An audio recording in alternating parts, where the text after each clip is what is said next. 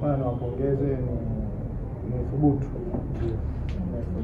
na hongereni sana, na tunaamini itasaidia hata kuhakikisha vijana wetu wanapata ajira. Hata makosa mtu.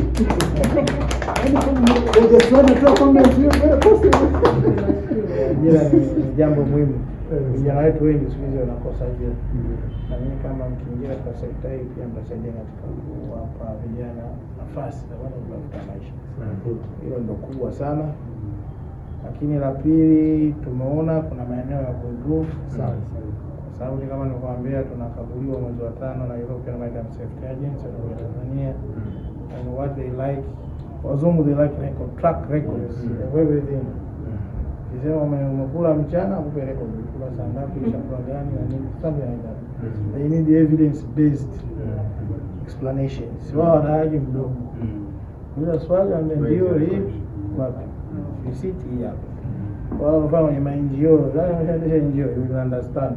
Kupata hela mzungu. It's everything about records. Kwa hiyo muimprove ni swala kuhakikisha kwamba na track records za watu. Kwa sababu huwezi kusema tu una certify vyeti.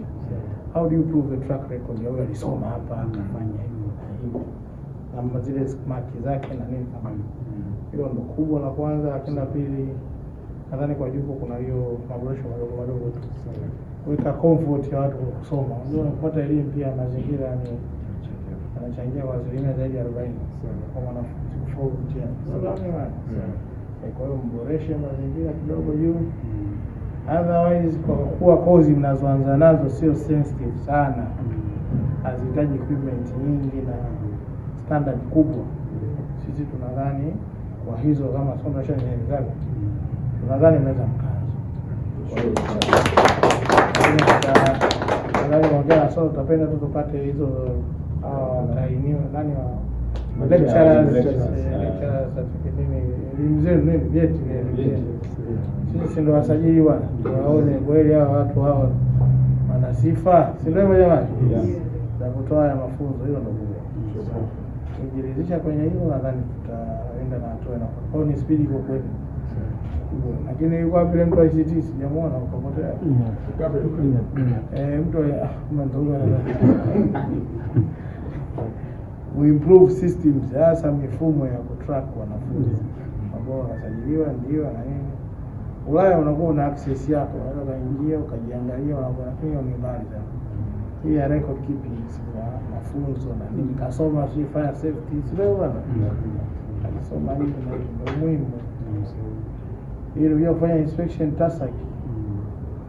Tujue wamesoma wanafunzi wangapi. Walifaulu vipi? Sio ndio jamani?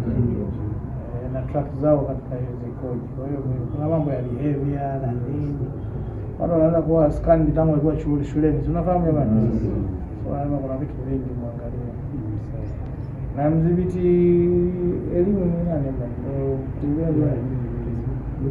Quality safety ya elimu yenyewe. Tuna mwenye principal kubwa kuangalia nidhamu za walimu kwanza ndo namba 1. Sasa ndio saa 2 kipindi kinaanza saa 5.